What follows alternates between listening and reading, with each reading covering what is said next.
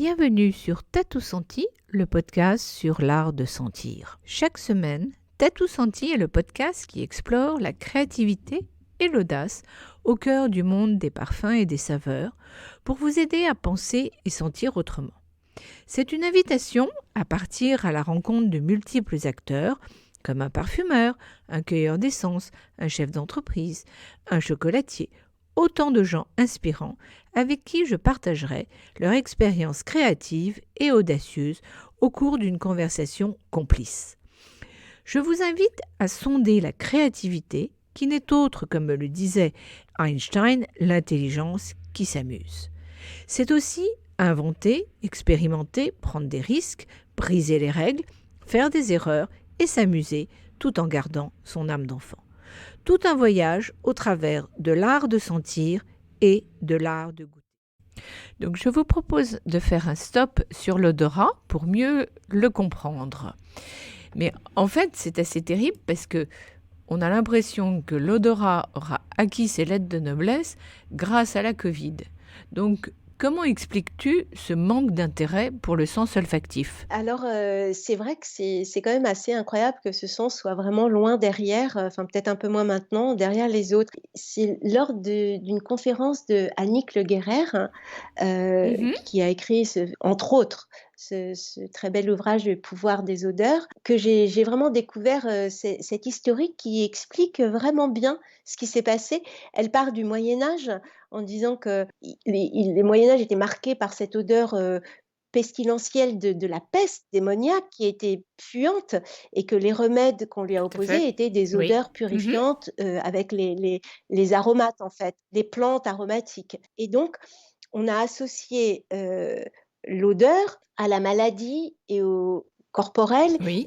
et aussi aux médicaments. Elle dit vraiment qu'il a fallu attendre le 19e siècle avec l'avènement de la chimie et de la composition chimique pour que le parfum soit dissocié de la maladie. Elle explique aussi que l'odeur, c'est vite identifié au corps et non à l'esprit, et que la religion chrétienne, notamment, a condamné le Oui. parfum de parure, enfin, parce que c'était un objet de convoitise, parce qu'il flattait Mhm. le corps, exposant au péché, et que c'était contraire à la spiritualité.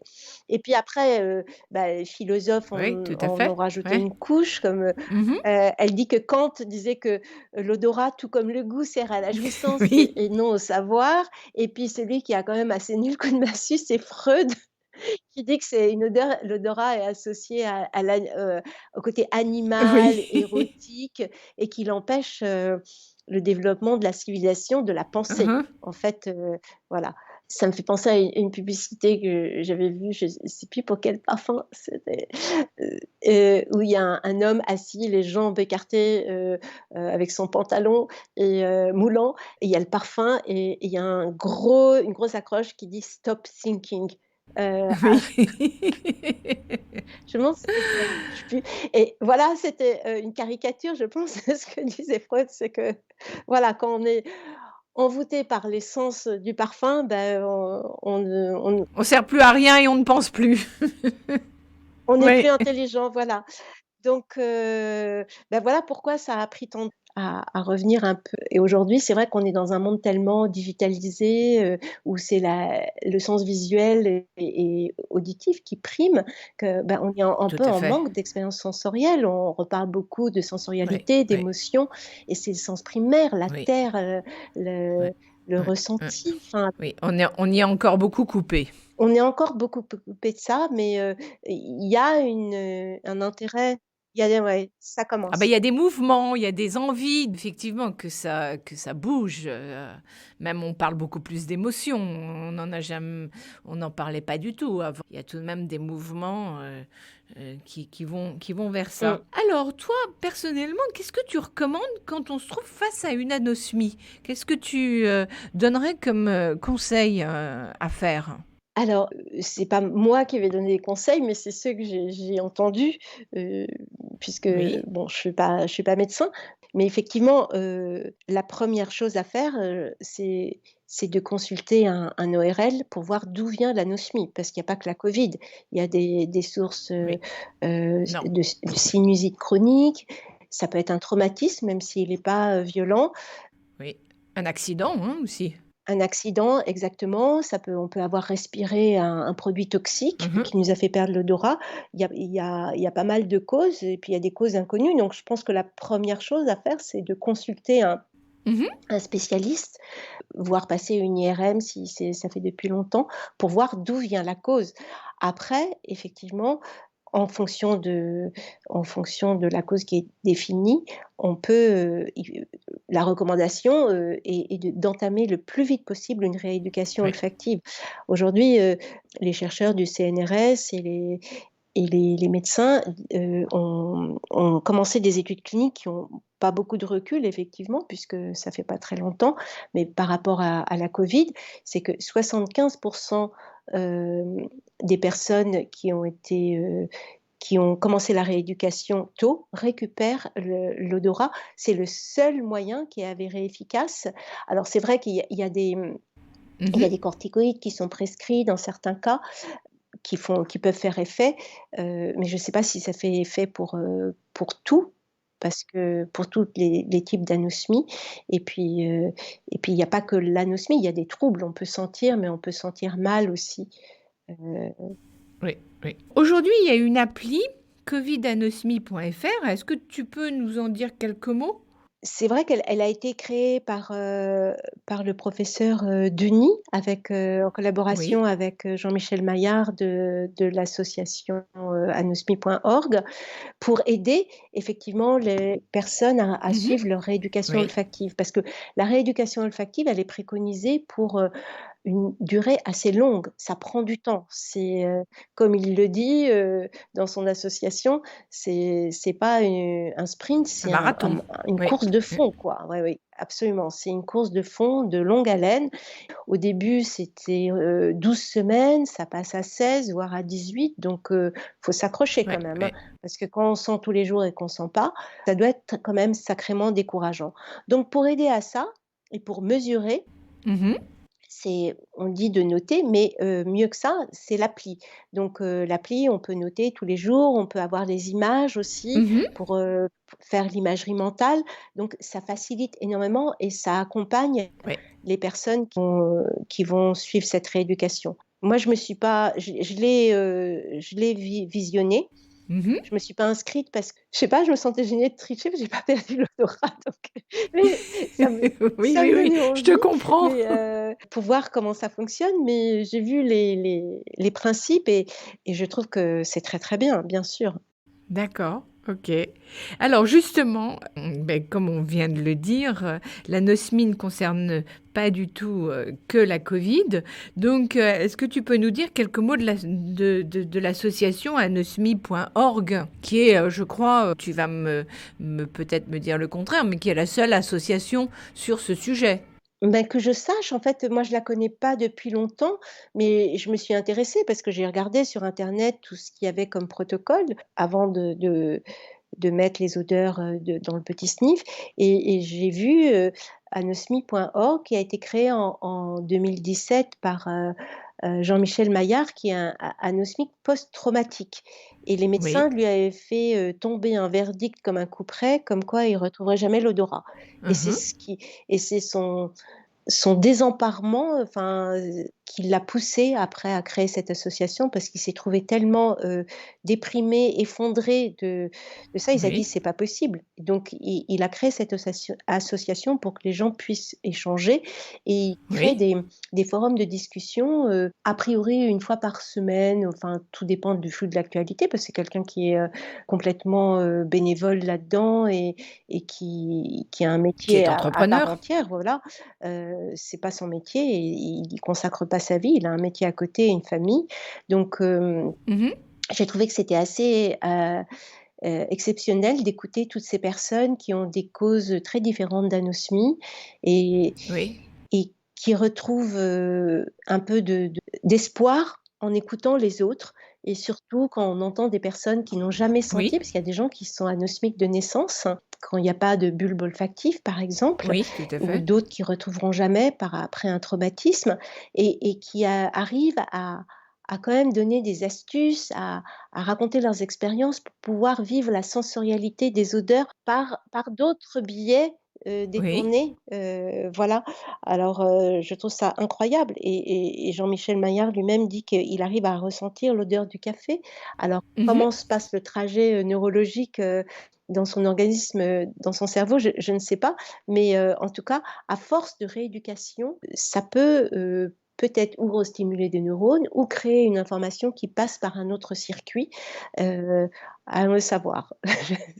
D'accord. Bah, écoute, ça donne espoir et c'est toujours bien de savoir qu'il y a un lieu, il y a un endroit où on puisse se retrouver, échanger et se sentir compris et entendu par d'autres gens comment dire, ont la même chose, sont face aux mêmes difficultés ou aux mêmes troubles.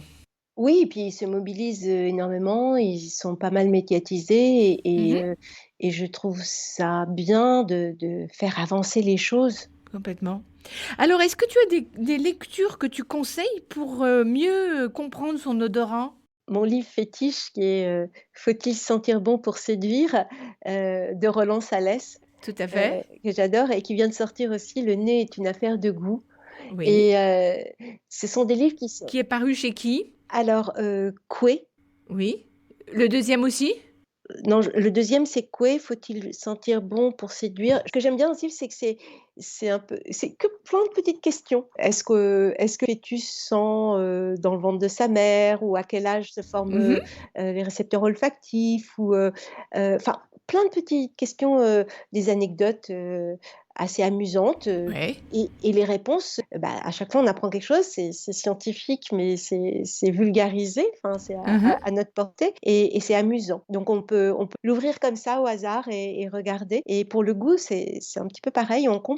on comprend bien ce qui se passe. Après, il y a, le livre de Patty Canac qui s'appelle «Êtes-vous au parfum?» Alors Patty Canac, je la connais, donc elle m'a accompagnée une partie pour valider le petit sniff au niveau olfactif, donc c'est quelqu'un que j'aime beaucoup et j'aime bien son approche un peu poétique, philosophique aussi par rapport aux parfums, Mhm. aux odeurs et aussi à la santé, hein, bien sûr, puisqu'elle est olfactothérapeute et elle fait des consultations à Garches et elle explique c'est la première qui m'a expliqué comment fonctionnait l'odorat avec les neurones, les bulbes olfactifs, le trajet de l'information et cetera. Donc c'est aussi une personne qui est assez, simple et dans ses explications et assez, claire. Après, j'ai lu un livre qui est sorti récemment et tu vas me demander encore l'éditeur, je sais pas si je sais pas, qui s'appelle, «Comprendre et rééduquer son odorat» de Mustapha Ben Safi et Catherine, Rouby, Oui, dont on a entendu parler. tout à fait. Voilà, alors celui-là, il est plus sérieux, on va dire, mais ça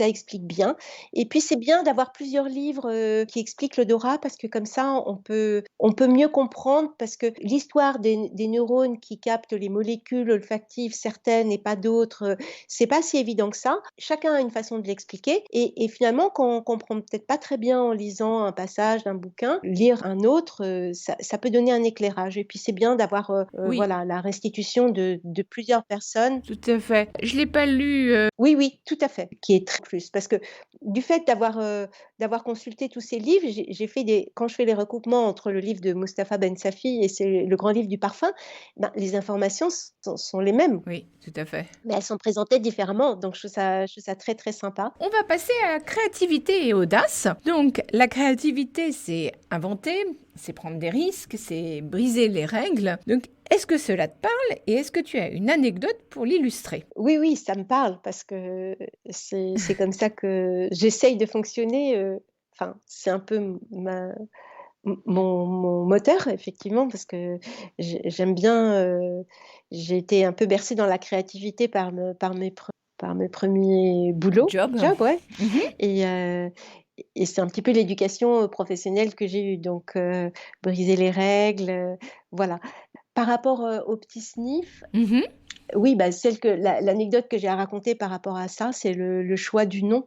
Ça s'est imposé comme une évidence en discutant avec des amis et puis on se creusait la tête et puis, il y en a un qui me dit: «Bah, c'est petit» et puis c'est peu «Tu sniffes? Bah, tu qu'à l'appeler le petit sniff» et je dis: «Mais c'est génial! c'est génial. Et il lui disait ça on me disait ça un peu en Mhm. rigolant.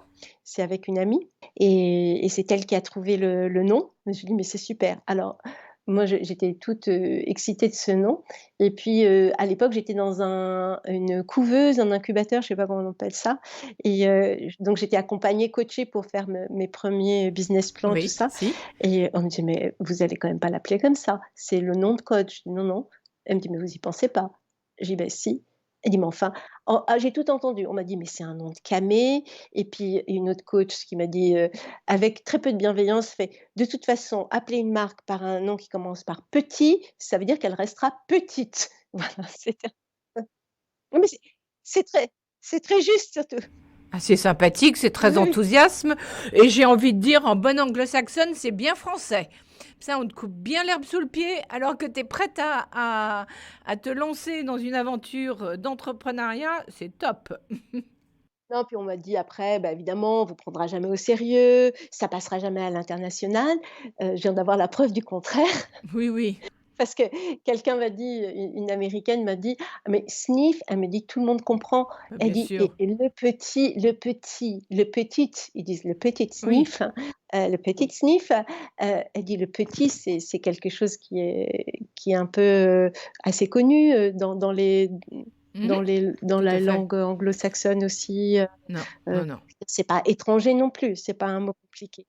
Heu, Parce que bien la preuve qu'il faut savoir écouter avec discernement et pas effectivement toujours prendre comme du bon pain les critiques ou les gens qui essaient de te dissuader de certaines choses.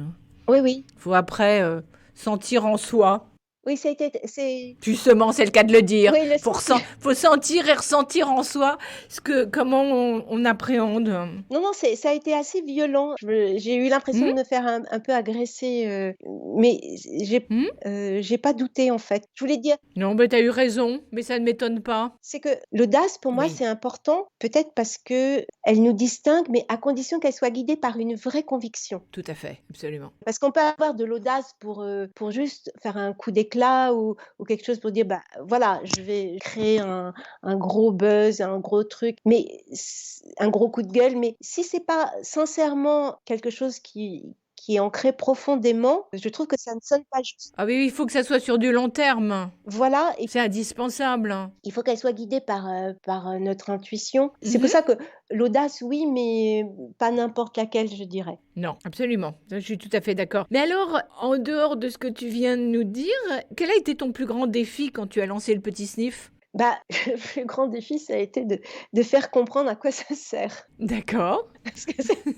c'est pas évident. Bon, bien sûr, on s'appelle le petit sniff, mais malgré ce nom que je trouvais très très explicite et ben, non, en fait, les gens ont vu cet objet. La première fois que j'ai présenté dans un salon, ils savaient pas à quoi ça servait, ils disaient: «À quoi ça sert?» Il y a que les enfants ou Ah oui.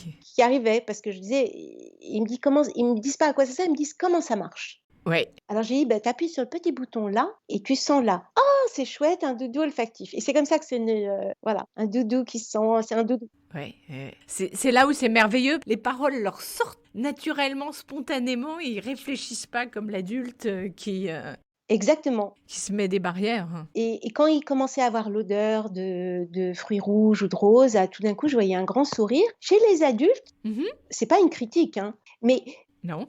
c'est une Subli- constatation, ils sentaient, ils disaient: «Ah oui, mais» ils fronçaient les sourcils et ils disaient: «Mais à quoi ça sert?» C'était une angoisse de dire: «OK, je sens un truc, c'est pas mal, ça sent bon, mais si je sais pas à quoi ça sert, je peux pas en profiter» et c'est là où je me suis dit: «Bah, la vache, c'est pas gagné, hein».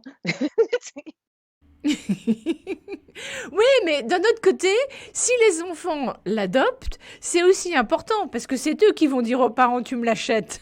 Oui, oui, ça c'est sûr. Mais, en même t il y a quelque chose de l'ordre du ressenti avec l'olfaction et c'est vraiment difficile à expliquer parce que là, c'est dépouillé de toutes ses applications. Quand on l'a présenté comme ça sur un salon, on voulait voir ce qui se passait. On l'avait pas lancé, c'était des prototypes. Mhm. Si on sait pas à quoi ça sert, juste sentir, ben, ça sert à rien pour les gens. Alors peut-être que ça a changé. Ouais, on en revient au fait que l'olfaction n'a pas encore sa place et qu'il faut qu'effectivement, petit à petit, les gens se rendent compte que ça a toute son importance. Mais je ne sais plus si je t'avais raconté cette histoire justement quand j'avais joint quelqu'un, l'association Anosmie, c'est tout de même assez fou. La jeune femme donc était devenue anosmique suite à un accident.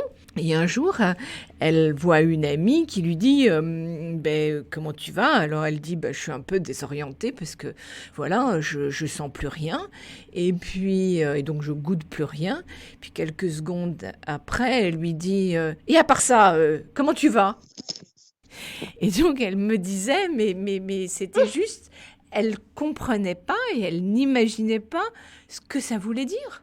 Ouais, parce que Et c'est assez significatif de oui, bon, très bien, ok, tu sens pas, tu goûtes plus, bon, c'est juste, voilà, and so what, comme on dit en anglais. Et ça l'a un peu refroidi. Elle s'est dit, mais c'est pas possible qu'on me sorte ça. ouais, parce que c'est invisible Si. en fait. Ouais, tout à fait, absolument. Mais bon, le petit sniff va faire tout pour que ça change. Essayez au moins, y contribuer. Alors, quelles sont pour toi les qualités nécessaires aujourd'hui pour créer un business dans le parfum? Ouf! Et celles que tu as découvertes peut-être en chemin? Ah oui, alors ça c'est peut-être plus facile parce que je me permettrais, enfin, je saurais pas dire, pour créer un business dans le parfum, je veux dire, il y a tellement de business, il y a tellement de parfums que c'est vaste. Je dirais qu'il faut, déjà une conviction, un Mhm. une vision, un engagement, une vision, mais en même temps une flexibilité parce que la vision première est pas forcément, qui va perdurer, elle va pouvoir pivoter en fait, Elle va vivre et bouger. elle va vivre et bouger, évoluer et je pense qu'il faut une grande écoute, même s'il faut une conviction et je pense qu'il faut, une grande écoute Mhm. et heu et pas être seul. Je pense qu'il faut s'entourer, même si on est, le seul fondateur d'un business, je pense qu'il faut, beaucoup, se Absolument. rapprocher des gens parce qu'on ne sait pas tout faire. Moi, par exemple, il me manque beaucoup d'expertise dans tout ce qui est, finance, administratif, juridique et Mhm. même stratégie. Et j'ai appris et je commence même à y trouver du Oui, plaisir à le faire, mais pas forcément financement, mais parce que ça, c'est vraiment pas mon rayon, mais comme il faut, de toute façon, c'est un plaisir de pouvoir comprendre. tout à Donc fait. c'est vraiment une aventure. Donc il faut de la persévérance, Oui. dans le sens de pas se décourager parce qu'il y a des moments vraiment, très où on tombe un peu bas, quoi. Mhm. Et c'est pour ça que et je pense que c'est bien de s'entourer aussi dans un écosystème, c'est pas pour rien qu'il y a les incubateurs, Tout les à fait. campus, tout ça, parce que c'est des gens qui vivent, Mhm. pas tout à fait les mêmes choses que nous, mais du même ordre. Donc on peut vraiment Mhm. se serrer les coudes ou retrouver une motivation et une énergie. Ça, l'énergie, c'est indispensable et je pense que c'est ça qui nous donne l'obstination et en même temps la sérénité, Oui. c'est-à-dire, pas céder au stress. On peut facilement céder au stress, donc je pense qu'il faut s'écouter aussi, connaître les limites et à un moment dire: «OK», être capable de dire: «OK, là je mets en pause, on verra ce que ça donne». On peut pas s'acharner, on perd toutes ses forces sinon. Tout à fait, oui. Fait preuve de créativité dernièrement? J'en ai pas beaucoup, mais en même temps, c'est parce que j'ai pas forcément, tourné ma curiosité vers les parfums qui sont sortis ces Oui. derniers temps. C'est vrai que je me suis peu parfumée parce que je suis dans les odeurs, tout le temps. Bon, j'ai parfums que j'aime bien, mais il y en a un qui a retenu mon attention par son concept, le parfum qui s'appelle le Mal-Aimé, Marc-Antoine Corticciato, Oui, parfum d'empire, hein. tout à fait. Parce que ce qui m'a plu, c'est Oui, que c'est un parfum qui est fait, entre absolument. autres, de mauvaises herbes, la Corse, de son terroir Mhm. et j'ai trouvé que c'est une superbe idée de pouvoir exprimer le souci de l'éco-responsabilité, des écosystèmes naturels avec la poésie d'un parfum et des odeurs de son terroir. Mhm. J'aime bien l'idée, des mauvaises herbes, on en parle de plus en plus, et puis, Oui. je suis sûre que, l'odeur en fait fait, le parfum, j'ai l'odeur, c'est vrai que j'ai plus l'odeur que le parfum. Le parfum peut contribuer aussi à faire Mmh. changer les mentalités. Par exemple, avec les confinements qu'on a vécus, est-ce qu'on va mettre toujours, des parfums aussi puissants, je sais pas, ils nous font du bien, hein.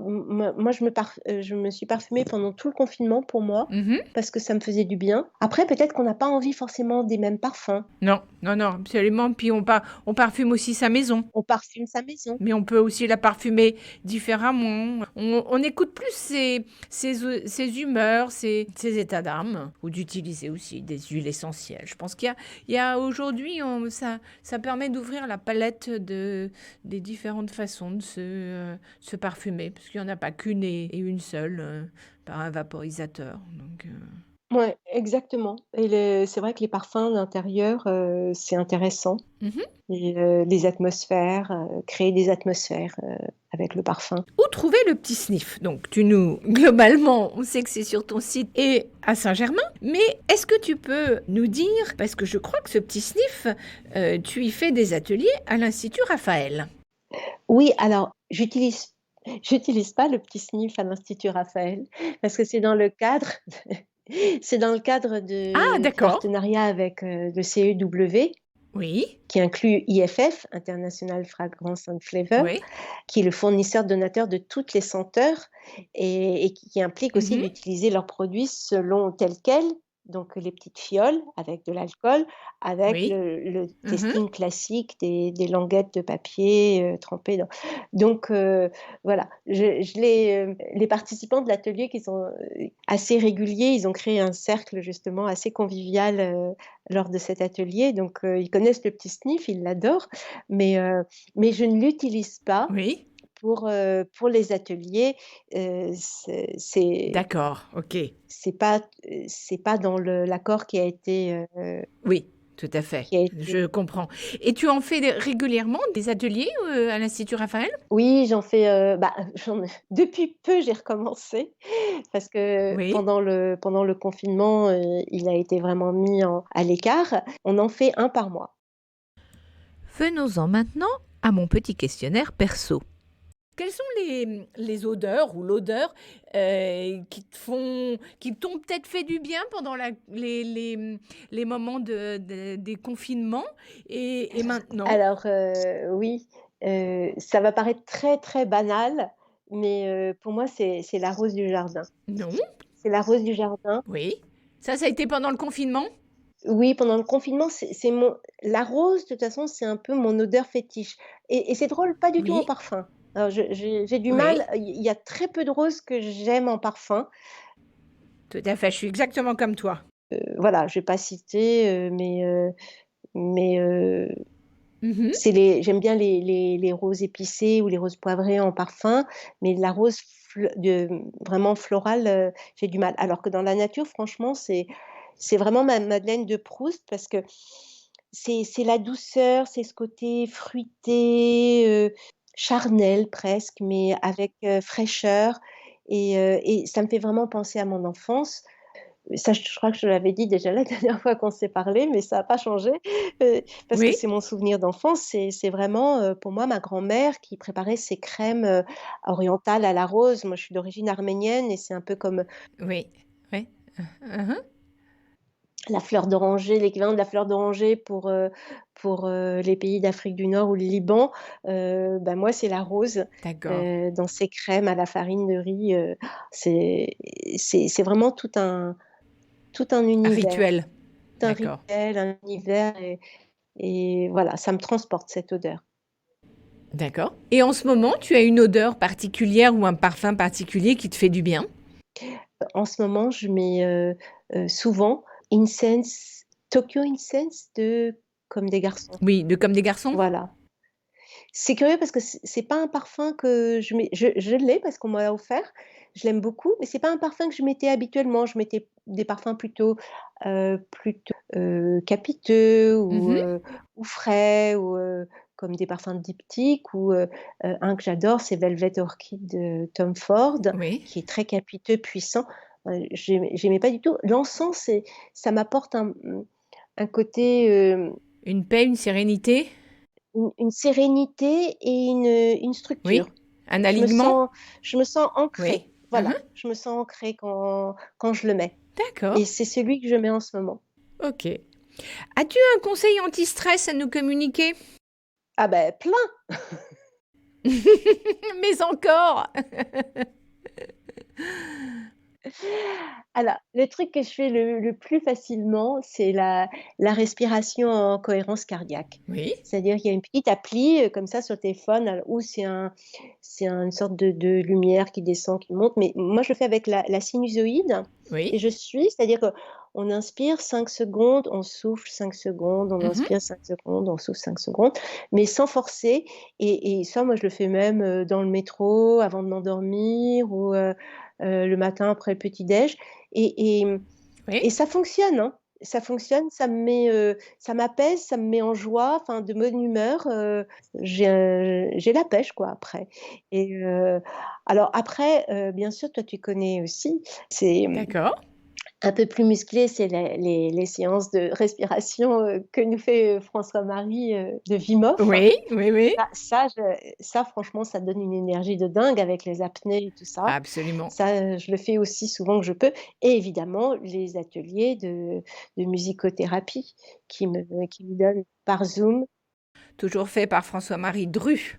par François-Marie Dru sur Sonic Médecine et très franchement, j'ai débuté, quand il a débuté en fait, il nous a proposé, au début du premier confinement, ça a été Mmh. ma colonne vertébrale, une Oui. sorte, de thérapie sans en avoir l'air, Non. dans la bienveillance, Ah oui, totalement.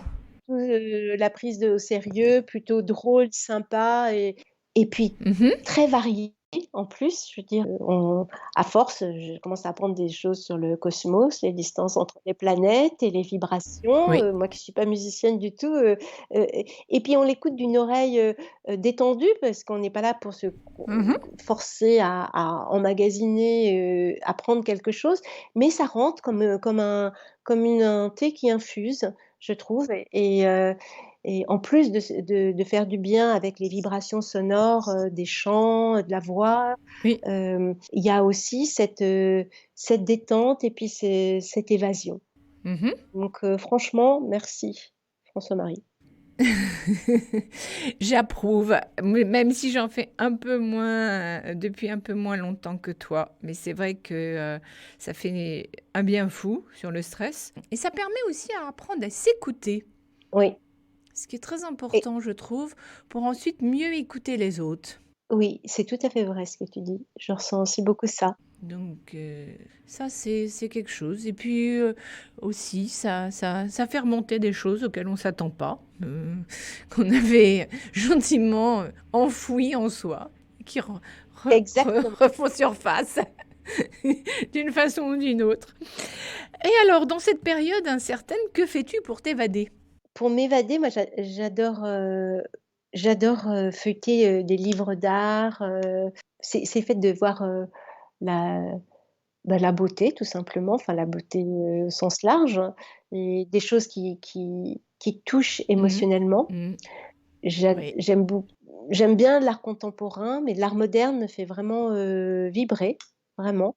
Je pensais à Jackson Pollock par exemple, Oui, oui, oui. avec ses taches. Non mais c'est vrai, c'est hypnotique pour moi. C'est comme une méditation Mmh. et heu et je pourrais regarder des heures.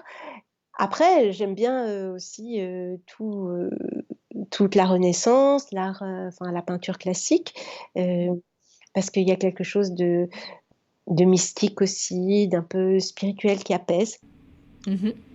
et bien sûr, la musique, ça c'est quelque chose qui m'accompagne, beaucoup. Quel type de musique? Alors, j'aime, c'est très éclectique, heu, Oui, mais c'est ça qui est j'aime amusant. beaucoup les nouveaux groupes de jazz fusion, heu et heu Oui. et puis, mais j'adore la funk, la soul, j'aime bien les classiques, la variété des années 80. Enfin, je veux dire, ça peut passer vraiment, là dernièrement, je me suis mis à réécouter, tous les albums de Supertramp Oui. Oui, oui, oui, oui, ça je comprends tout à fait parce parce que que c'est ça m'a entraînant, c'est un rythme qui fait du bien. C'est positif? Oui et puis enfin, c'est positif quand on écoute les paroles, c'est pas forcément toujours Oui, joyeux, oui, c'est aussi, ça me fait replonger dans une partie de ma jeunesse et oui. puis, après ce sera peut-être, je sais pas, Nirvana, pour le côté, complètement, fougueux et explosif pour l'énergie, heu, après j'aime bien les biographies de certaines, personnalités de la musique. Oui. Qui ont quand même des destins, quelquefois malheureusement tragiques, mais c'est tellement, touchant et poignant. J'aime bien suivre ça sur Arte et voilà. Après quoi d'autre? J'adore cuisiner, mais bon, quand je suis toute seule, confinée, c'est moins facile, mais dès qu'on est plusieurs, c'est quelque chose qui me Mmh. détend. Mmh. Jardiner, cuisiner, j'ai la chance d'avoir un petit jardin donc voilà. Mais j'ai D'accord. voilà Bah, écoute, merci beaucoup. et c'est moi. Merci Valérie de nous avoir partagé la nouvelle mission du Petit Sniff. Si vous avez aimé et si vous voulez en savoir plus sur le parcours de Valérie, vous pouvez la retrouver dans l'épisode 26. Sinon, vous pouvez vous abonner à Tatou Senti sur iTunes, Acast ou SoundCloud et surtout laisser un commentaire ou une note avec un 5 étoiles sur Tatou Senti iTunes. Tatou Senti adore et ça lui fait du bien. En attendant l'épisode prochain, sentez-vous bien.